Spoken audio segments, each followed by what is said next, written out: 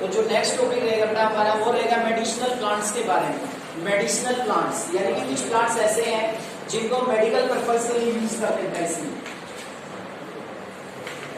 Medicinal plants important question आएंगे यहाँ से भी आप लोगों के लिए। एनटीएससी के लिए क्वेश्चन बनता है यहाँ पर मेडिसिनल प्लांट्स को लेकर भी काफी इंपोर्टेंट है। देखिए इसमें कौन कौन से ऐसे प्लांट्स हैं जो मेडिसिन के रूप में यूज किए जाते हैं, जिसको लोग औषधीय पौधों के रूप में यूज करते हैं।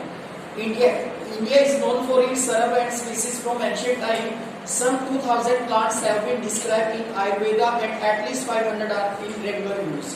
कहते हैं कि जो आयुर्वेद है बेटा, ठीक है, जो देसी औषधियां हम लोग बनाते हैं, ठीक है, तो उन देसी औषधियों को बनाने के लिए लगभग ऐसा कहते हैं कि 2000 प्लांट्स की स्पीसीज का वर्णन किया गया है और इनमें से 500 स्पीसीज ऐसे बेटा जिनका हम लोग रेगुलर यूज करते हैं।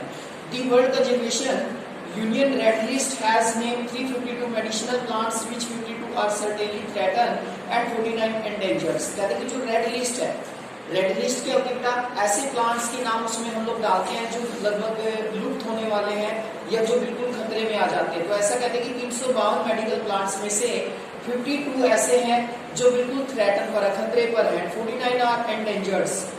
दी common use plants in India, कहते हैं कि कुछ कॉमन प्लांट्स है बेटा जिनको हम लोग मेडिसिनल प्लांट्स के रूप में यूज करते हैं।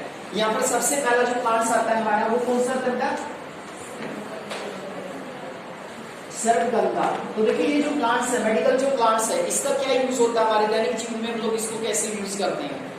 Use to treat blood pressure, यानी कि जो ब्लड प्रेशर होता है उसको ट्रीट करने के लिए हम लोग यूज करते हैं। It is only found only in India. और इस प्लांट्स की सबसे मेन फीचर क्या है कि ये केवल भारत में ही पाया जाता है। इसमें क्वेश्चन ये भी बना विच plant is found only in India. अब ऑप्शन दे दिया जाएगा आप लोगों का, तो इनमें से कौन सा प्लांट है बेटा जो केवल इंडिया में पाया जाता है?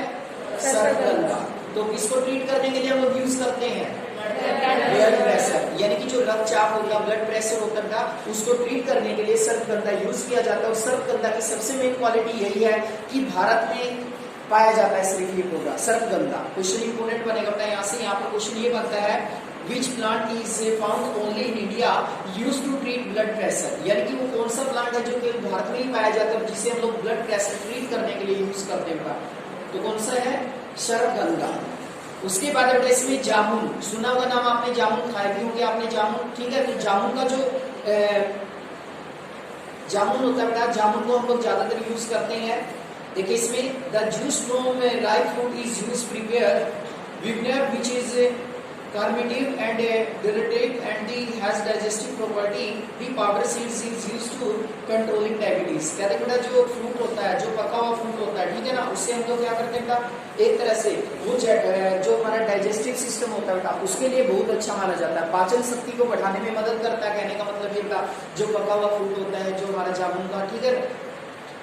और दूसरा क्या इसमें दी fresh juice of the leaves, sorry, the powder of the seed is used to controlling diabetes। और इसके अलावा जो पाउडर होता है, ठीक है, उसे हम लोग डायबिटीज कंट्रोल करने के लिए, यानी कि डायबिटीज के जो मरीज होते हैं, शुगर सुना होगा आपने, शुगर हो जाती है कुछ लोगों को, तो शुगर को कंट्रोल करने के लिए जैसे जामुन होता है, जामुन के बीज को पीस कर हम लोग यूज करते हैं। तो मेडिकल प्लांट्स में इसको हम लोग डायबिटीज, शुगर की बीमारी होती है बेटा वो, ठीक है ना, तो उसको ट्रीट करने के लिए भी हम लोग जामुन का यूज करते हैं। तो ज्यादातर ये एक तरह से हमारे डाइजेस्टिव सिस्टम को अच्छा बनाने में मदद करता है बेटा। और एक तरह से हम लोग जो डायबिटीज के पेशेंट होते हैं, ठीक है, उनको क्या करते हैं, जो बीज होता है इसका, बीज का पाउडर उनको खिला देते हैं, जिससे क्या डायबिटीज कंट्रोल रहती है बेटा, शुगर कंट्रोल करने में भी मदद करता है। उसके बाद नेक्स्ट है इसमें Arjun. The fresh juice of leaf is cure for Here that it is used to regular blood pressure। एक तो बेटा जो फ्रेश जूस होता है अर्जुन का, ठीक है, एक तो कानों में कोई दर्द हो जाता है, उसका उपचार करने के लिए हम लोग इसका यूज करते हैं।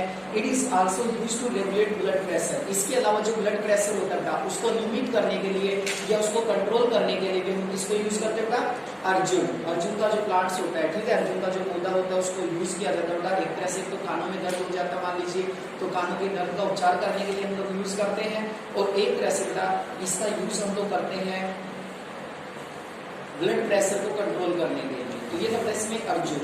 बबूल, leaves are used as cure for eye sores, its gum is used as tonic. कहते हैं कि जो बबूल होता है बेटा, ठीक है, बबूल होता है जो, इसके जो पत्ते होते हैं वो आंखों में किसी प्रकार की कोई प्रॉब्लम आ जाती है, आंखों में कोई दर्द हो जाता है, उसका ट्रीटमेंट करने के लिए हम लोग यूज करते हैं बबूल के पत्तों का।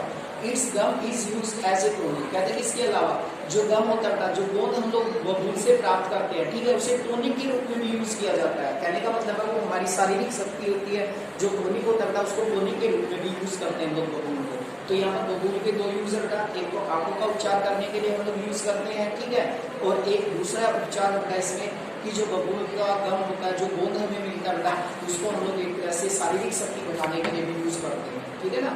जो शारीरिक शक्ति होती है वो बढ़ाने के लिए टोनिक के रूप में इसको यूज किया जाता है। उसके बाद है नीम। नीम, इसमें मोस्ट इंपोर्टेंट क्वेश्चन बनता है इसमें, which plant has antibiotic and antibacterial property. कहते हैं वो प्लांट कौन सा बेटा जिसमें एंटीबायोटिक और एंटीबैक्टीरियल प्रॉपर्टी पाई जाती है। जब हम बीमार हो जाते हैं, आप लोग जानते हैं बेटा, उसमें एक मेडिसिन अपने को एंटीबायोटिक भी दी जाती है, ठीक है ना। क्यों दी जाती है? ताकि अपना ट्रीटमेंट जल्दी से हो और हम लोग जल्दी से रिकवर कर पाए इसमें। तो नीम एक ऐसा पौधा बेटा जिसमें कंप्लीटली अगर हम बात करें तो उसमें एंटीबायोटिक और एंटीबैक्टीरियल दोनों प्रॉपर्टी होती है। एंटीबायोटिक का मतलब वही इसको मेडिसिन के रूप में भी हम लोग ले सकते हैं, और कई बार आपने देखा होगा बेटा फावड़ा फुंसी हो जाती है किसी भी तरह के शरीर के ऊपर, तो नीम का हम लोग यूज करते हैं। तो नीम को मतलब एक तरह से एंटीबैक्टीरिया और एंटीबायोटिक दोनों के रूप में हम लोग यूज करते हैं। तो नीम की प्रॉपर्टी होता है इसमें। ये क्वेश्चन भी ये बनता है आप लोगों का यहाँ पर, which plant has high antibiotic and antibacterial property. ये आ जाएगा इसमें नीम।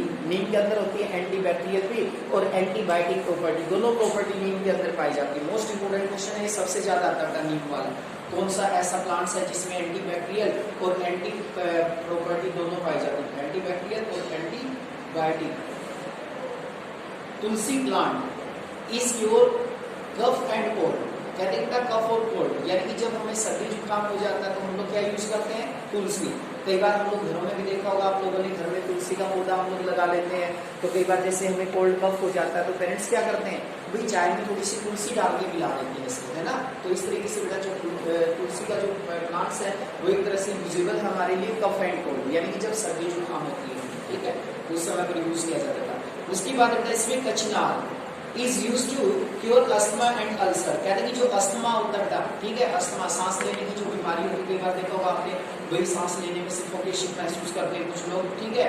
अस्थमा, अल्सर या फिर अल्सर हो जाते हैं, जैसे रोटी होती है हमारे शरीर के अंदर, जैसे जख्म वगैरह हो जाते हैं, तो उसका उपचार करने के लिए कचनार का यूज किया जाता है। The birds and roots are good for digestive problem. कहते हैं कि इसके अलावा जो बर्ड्स होती है बेटा और जो जड़ें होती है कचनार की, वो भी डाइजेस्टिव सिस्टम के लिए बहुत ज्यादा यूजफुल होती है, बहुत ज्यादा अच्छी मानी जाती है इसमें, ठीक है।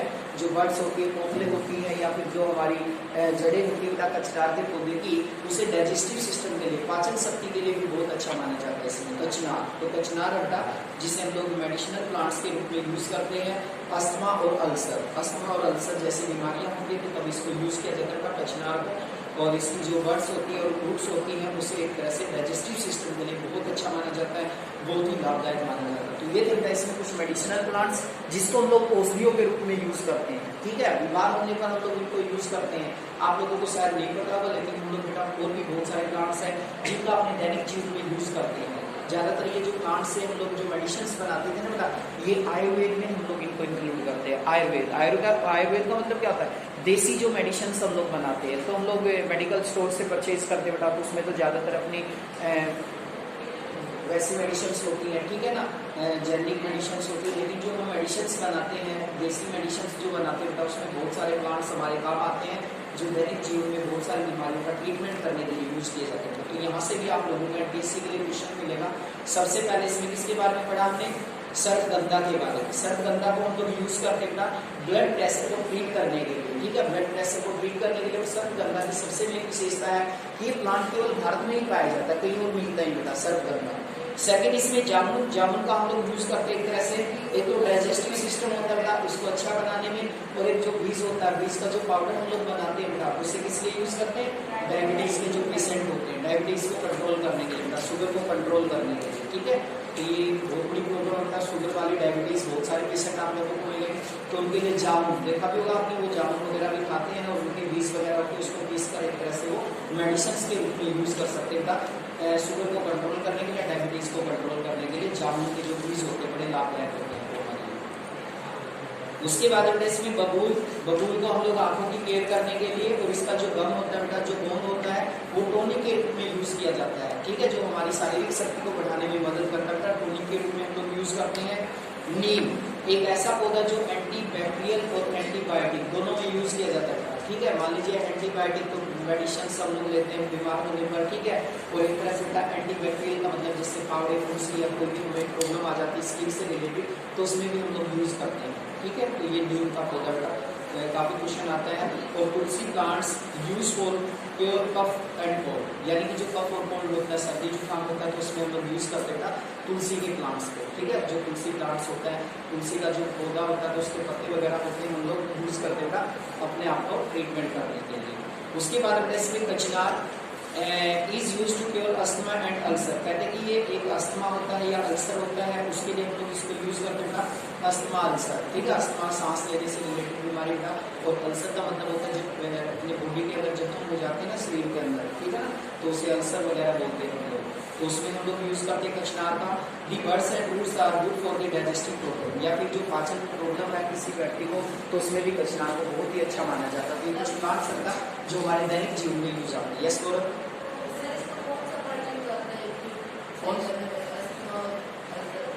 अस्थमा और जो अल्सर होता है उसमें बता दो कि इसमें कि जो पत्ते वगैरह होते हैं, लीव्स वगैरह होते हैं, वो ज़्यादा यूज करते हैं हम लोग इसलिए, ठीक है।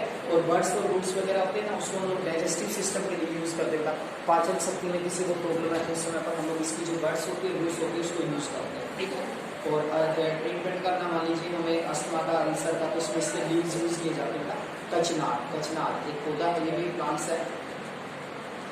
इसमें हमारा प्लांट्स स्पीसीज के बारे में, तो डिफरेंट टाइप के जो प्लांट्स हैं उनके बारे में रहेगा। अब नेक्स्ट जो टॉपिक रहेगा इसमें वाइल्ड लाइफ से रिलेटेड, वाइल्ड लाइफ वन्य जीवों के बारे में, ये लास्ट टॉपिक आप लोगों का रहेगा इसमें, वाइल्ड लाइफ वन्य जीवों के बारे में। तो वाइल्ड लाइफ के लिए हम लोग एक वर्ड यूज करते हैं, तो क्या वर्ड होता है वो, फ्लोरा या फ्यूना? फ्यूना, ये वर्ड यूज करते हैं हम लोग, फ्यूना, ठीक है। आप लोगों ने पढ़ा था इसमें पहले भी कि हमारे इंडिया में कितनी स्पीसीज पाई जाती है, 90,000, यानी कि जो हमारे यहाँ पर अगर बात करते हैं एनिमल्स बहुत अधिक मात्रा में पाए जाते हैं। कुछ एनिमल्स तो ऐसे हैं जो केवल भारत में ही पाए जाते हैं। वाइल्ड लाइफ यहाँ पर हम लोग पढ़े बेटा वन्य जीवों के बारे में, पर्टिकुलर कौन कौन से एरियाज में कौन कौन से वाइल्ड लाइफ हमें मिलती है बेटा, कौन कौन से वन्य जीव हमें मिलते हैं, वहाँ पर वाइल्ड एनिमल हमें मिलते हैं। इसके अलावा हम लोग जानेंगे बेटा कि आज मनुष्य ने क्या किया, आज हम लोग लालच में आ चुके हैं, लालच में आकर हम लोग क्या करते हैं, ये जो वाइल्ड लाइफ वगैरह का शिकार करते हैं, इनको मारते हैं, ठीक है। तो इनको बेचने के पर्पज से या कमर्शियल पर्पज के लिए इनका शिकार किया जा रहा। दिन प्रतिदिन जो वन्य जीव हैं उनकी संख्या दिन प्रतिदिन कम होती जा रही है, तो ये भी हमारे लिए एक बड़ी चिंता का विषय था। तो हमारी सरकार ने एक प्रोजेक्ट शुरू किया था जिससे हम लोग बोलते हैं वाइल्ड लाइफ प्रोटेक्शन एक्ट। ये कानून बना था, ये वाइल्ड लाइफ प्रोटेक्शन एक्ट कब बना था, 1972। मोस्ट इंपोर्टेंट क्वेश्चन होता है, बार बार क्वेश्चन रिपीट होता है, वाइल्ड लाइफ प्रोटेक्शन एक्ट 1972 में बना था। According to this that government have to be ban और हंटिंग ऑन दी एनिमल्स, यानी कि जो बैन लगाया गया बेटा हंटिंग के ऊपर, जो एनिमल्स के हम शिकार करते थे, ठीक है। कई लोग तो कमर्शियल पर्पज के लिए बेटा, जैसे हाथी के दांत होते हैं, ठीक है, टाइगर या लोयन की जो हड्डियां होती हैं उसको मेडिसिन में भी बहुत ज्यादा यूज किया जाता है। ये काफी कॉस्टली भी होते हैं, इनको बेचकर वो लोग पैसा कमाते हैं, प्रॉफिट कमाते हैं। तो जनरली हम लोग ये जो वाइल्ड लाइफ प्रोटेक्शन एक्ट बना था 1972 में, इसके अकॉर्डिंग वन्य जीवों का शिकार करना एक गैर कानूनी काम है। यदि हम लोग वन्य जीवों का शिकार करते हैं तो हमारे खिलाफ कानूनी कार्रवाई होगी बेटा, ठीक है। दिन प्रतिदिन वन्य जीवों की जो संख्या कम होगी बेटा, उसको देखते हुए एक्ट बनाया था भारत सरकार ने 1972 में, ठीक है। फिर हमने देखा कि हमारे यहाँ पर टाइगर की भी संख्या कम हुई, तो नेक्स्ट ईयर हमने एक प्रोजेक्ट बनाया था जिसको क्या नाम दिया गया, प्रोजेक्ट टाइगर। क्या नाम दिया गया, प्रोजेक्ट टाइगर। ये क्या होता है प्रोजेक्ट टाइगर कब बना, 1972 में बना। नेक्स्ट ईयर 1973 में बना था ये, जिसके तहत हम लोग वन्य जीवों को बचाने का प्रयास करते हैं। इसमें सिर्फ टाइगर को प्रोटेक्ट करने का काम किया गया, प्रोजेक्ट टाइगर, क्योंकि जो टाइगर्स हैं वो दिन प्रतिदिन कम होते जा रहे थे। तो here we are talking about the wild life. यहाँ पर हम वन्य जीवों के बारे में बातें करेंगे, कौन कौन से एनिमल्स है, कहाँ कहाँ पाए जाते हैं। एलिफेंट्स है जैसे कहाँ पाया जाता है, लोयन है जैसे गिर फॉरेस्ट है गुजरात के, वो काफी फेमस है उसके लिए, ठीक है। और भी बहुत सारे एनिमल्स हैं जो पर्टिकुलर एक रीजन के अंदर पाए जाते हैं। बंगाल टाइगर का नाम आपने सुना होगा, ठीक है। तो ये वन्य जीवों के बारे में रहेगा हमारा टॉपिक। फिर वन्य जीवों को बचाने के लिए हमने नेशनल पार्क रखा, बर्ड सेंचुरीज है, तो बहुत सारे होते हैं, ठीक है ना। तो ये देखिए इसमें टॉपिक आप लोगों का रहेगा इसमें वाइल्ड लाइफ से related. Like it's flora India is also rich in fauna, कहते हैं कि वनस्पति की तरह भारत यानी कि वन्य जीवों में भी काफी धनी है। It has approximately 90,000 90,000 animal species, कहते हैं कि भारत में लगभग 90,000 एनिमल्स की प्रजातियां पाई जाती हैं। 90,000 प्रजातियां पाई जाती हैं एनिमल्स की भारत में। ये पहले आ चुका हमारा। दी country has about 2,000 species of bird. Bharat में जो बर्ड्स हैं उनकी जो प्रजातियां हैं वो लगभग 2,000 पाई जाती हैं। They constitute 13% of the world total, कहते हैं कि ये वर्ल्ड का 13% है अकेला। There are 2,546 species of fish. Bharat में लगभग 2540 जो प्रजातियां हैं वो मछलियों की पाई जाती हैं। Which account for nearly 12% of the world store, जो वर्ल्ड का 12% अकेले इंडिया कंट्रीब्यूट करता है। It also share between 5 to 8% on the birds amphibians, reptiles and mammals. इसके अलावा जो एम्फीबियंस होते हैं, रेप्टाइल्स होते हैं, मैमल्स होते हैं, उसमें भारत 8 से 10% अकेला कंट्रीब्यूट करता है। तो आपने देखे बेटा यहाँ पर एनिमल्स की कितनी प्रजातियां पाई जाती हैं भारत में? 90,000, ठीक है 90,000। और बर्ड्स की कितनी पाई जाती है बेटा? 2,000 बर्ड्स, यानी कि पक्षियों की 2,000 के आसपास। और जो फिशीज है बेटा 2,546 ये प्रजातियां पाई जाती है मछलियों की भारत में लगभग, ठीक है। इसके अलावा और भी बहुत सारे जीव होता है जिसमें भारत बहुत बड़ा कंट्रीब्यूट करता है। कहने का मतलब है अगर हम फ्लोरा की तरह फूना की बात करते हैं, वन्य जीवों की बात करते हैं, तो भारत एक रिच कंट्रीज में आता है, धनी देशों में आता है, क्योंकि हमारे यहाँ पर बहुत सारे एनिमल्स पाए जाते हैं।